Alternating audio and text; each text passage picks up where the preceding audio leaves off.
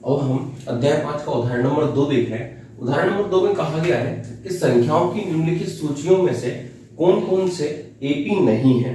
ठीक है, यदि इनमें से कोई एपी है तो उसके अगले दो पद लिखिए। तो क्या कहा गया है कि हमें ये चार अलग अलग क्या दी गई है, संख्याएं दी गई है। इन संख्याओं की सूचियां दी गई है, चार सूची दी गई है हमें, जिन्हें हमने क्या कहा है, हमें इनको चेक करके बताना है कि क्या ये समांतर श्रेणी के उदाहरण है या फिर नहीं। ठीक, मतलब ये कोई एपी है या नहीं है, मतलब इनमें जो संख्याएं दी गई हैं इनके बीच में समान अंतर है या नहीं है। तो हमें पता कैसे चलता है कि एपी है या नहीं। ठीक, तो हमें पता चलता है उनके सर्वांतर से। ठीक है, चले ओके। तो पहला क्वेश्चन दिया गया है हमें, हम पहले का हल कर रहे हैं। ठीक है, क्या दिया गया है, एक एपी दी गई है, दिया है क्या,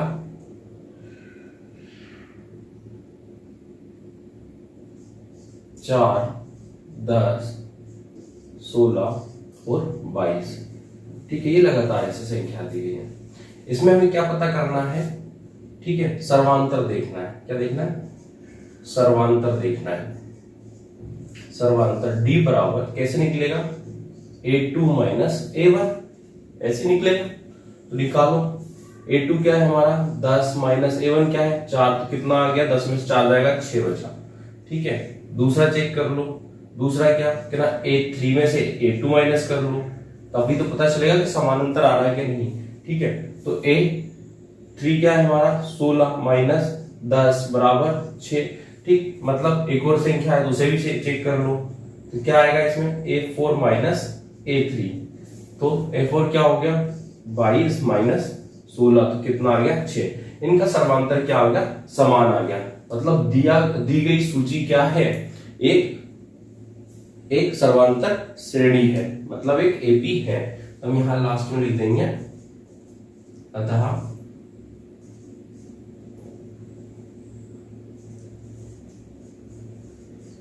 दी गई सूची एक एपी है। ठीक है, एक एपी है। अब हमें ये पता है कि इन सभी के बीच में कितने का अंतर है। ठीक है, क्या है इनका अंतर, 6 का अंतर है, सभी में 6 का अंतर है। जैसे 4 में 6 जोड़ा तो 10 हो गया, 10 में 6 जोड़ा तो 16 हो गया, 16 में 6 जोड़ा तो 22 हो गया। ठीक, अगर ऐसे उसने हमें बोला है अगर इसमें से कोई एपी है तो अगले दो पद लिखिए। तो अगले दो पद क्या होंगे, 22 में अगर मैं 6 जोड़ूंगा तो क्या हो जाएगा 28, और 28 में 6 जोड़ूंगा तो क्या हो जाएगा 34। ये श्रृंखला बढ़ जाएगी। ठीक है, इसलिए अगले दो पद क्या होंगे। ठीक है, तो हमने जोड़ा 22 प्लस 6 बराबर कितना हो गया 28, और 28 प्लस 6 बराबर कितना हो गया 34 होंगे। ठीक है, ये अगले दो पद हमारे हो गए। ठीक, ये लिखना था हमें। तो ये तो हो गया पहले वाले का। ठीक है, अब हम बात कर रहे हैं दूसरे वाले की।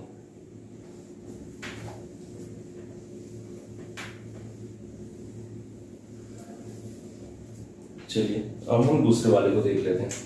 वही लिखो पहले तो, क्या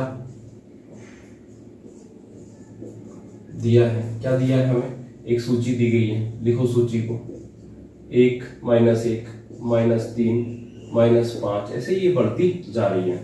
तो हमें क्या देखना है, कहना सर्वांतर देखना है। देखो सर्वांतर, सर्वांतर D बराबर कैसे निकलेगा, कहना A2 माइनस A1। ठीक है, A2 माइनस A1 मतलब -1 से -1 से इसको माइनस करेंगे। ठीक है, तो क्या हो जाएगा, ये दोनों माइनस हो गए तो -2 हो गया। ठीक, अगला देखो, तो हम यहां लिख सकते A3 माइनस A2। A3 क्या है हमारा माइनस का 3, और A2 क्या है कि ना वो माइनस का 1 है, तो माइनस करेंगे तो माइनस माइनस प्लस हो जाएगा। तो ये सर्वांतर क्या आ गया -2, दिक्कत तो नहीं है। ठीक, अगला A4 माइनस A3। ठीक है, A4 क्या है हमारा माइनस का 5। ठीक, अब हम इसको माइनस करेंगे तो माइनस माइनस क्या हो जाएगा प्लस हो जाएगा, तो ये भी माइनस का 2 ही आएगा। ठीक है, तो ये हमें समझ में आया कि इनका अंतर भी क्या है, समान है। तो हम क्या लिख सकते हैं, अतः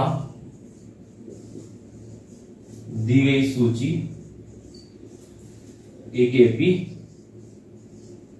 है, ठीक है, इसलिए इसके अगले दो पद क्या होंगे। देखो इन्होंने क्या किया, इसमें से -2 किया, ठीक है, -1 से -2 अगर कम करेंगे तो दोनों माइनस माइनस के हैं तो वो क्या हो जाएंगे, -3 हो जाएंगे, ठीक है।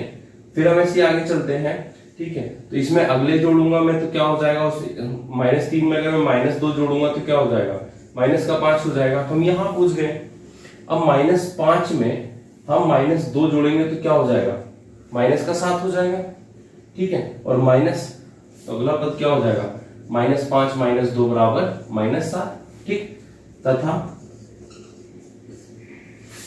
-7 में -2 जोड़ेंगे तो क्या हो जाएगा, -9। तो ये अगले क्या हो गए हमारे दो पद, ठीक है, तो हम यहां लिख सकते हैं -7 और -9, ठीक, बात समझ में आ गई, ठीक है, तो समझ में आ गई तो इसको हटा दो और बाकी सबको नोट कर लो, ठीक है, ओके, साफ करूंगा, हो गया।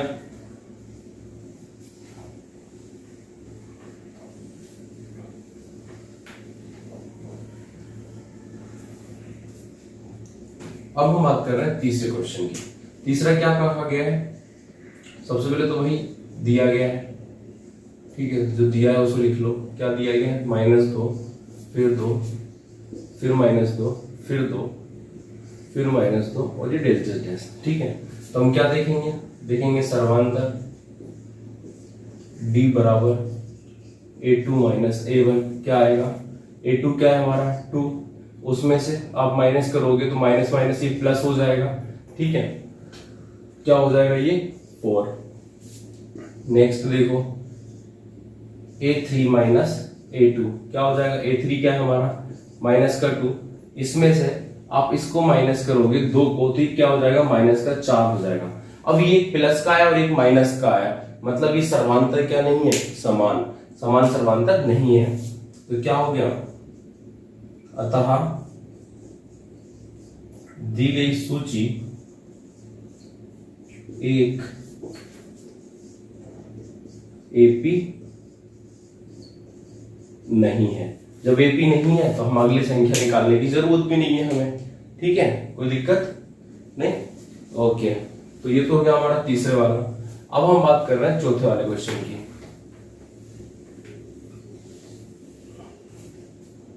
ठीक है। पिछले क्वेश्चन में हमने 3 नंबर नहीं डाला था, आप डाल लेना, ठीक है। यह है हमारा चौथा वाला, इसमें क्या दिया है, लिखो, दिया है, क्या दिया गया, एक सूची दी गई है, ठीक है। ये तो वैसे ही ना समझ में आ रहा है कि ये एक एपी नहीं हो सकती, क्यों नहीं हो सकती, क्योंकि हमें तो समानांतर चाहिए, ठीक है। तो हम चेक करेंगे भाई, सर्वांतर D बराबर क्या हो गया, तो A2 A1 होगा, A2 भी 1 है, इसमें से -1 करेंगे तो क्या, ये तो 0 हो गया, सेकंड निकालो, A3 A2 आएगा, कि ये भी 1 है, इसमें से -1 करोगे तो ये भी 0 हो गया। अगला निकालो, ये A4 A3 होगा, ठीक है, बराबर A4 क्या है हमारा 2 -1 करोगे तो क्या 1 हो गया, क्या यहां तक तो ठीक है, लेकिन ये सर्वांतर क्या हो गया, चेंज हो गया, ठीक है। तो हम लास्ट में क्या लिख देंगे, अतः दी गई सूची एक एपी नहीं है, ठीक। तो ये हो गए हमारे इसके चारों पार्ट कंप्लीट, ठीक। हमसे कहा गया था उदाहरण नंबर 2 में कि संख्याओं की निम्नलिखित सूचियों से कौन कौन से एपी नहीं है, तो हमें पता चल गया कि तीसरा और चौथा वाला एपी नहीं है, ठीक है। यदि इनमें से कोई एपी है तो उसके अगले 2 पद लिखो, तो हमें पता था पहला और दूसरा क्या निकला, हमारा एपी निकला, तो हमने उनके अगले 2 पद निकाल दिए और लिख भी दिए, ठीक। तो ये क्वेश्चन कंप्लीट हो गया, इसको नोट कर